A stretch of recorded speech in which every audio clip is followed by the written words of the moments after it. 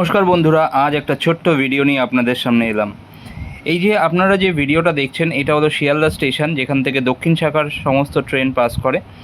বিশেষ করে আমি একটা আজকে পনিরের ভিডিও আপনাদের দেখাবো, যেরকমভাবে এখানে লোডিং আনলোডিং হয়, যেরকমভাবে আমাদের প্রত্যেকটা মিষ্টির দোকানে এই পনিরগুলোকে যায়, যেখান থেকে আমরা পনিরও কিনি। আমাদের প্রত্যেক দিনের রান্নায় পনির ইউজ হয়। এবার আপনারা দেখুন কতটা আনহাইজেনিকভাবে পনিরগুলো লোড হচ্ছে ট্রেনে। ট্রেন আপনারা জানেন, সবাই যেখানে পা রাখে সেইখানে মানে মালগুলোকে লোড করা হচ্ছে, রাখা হচ্ছে।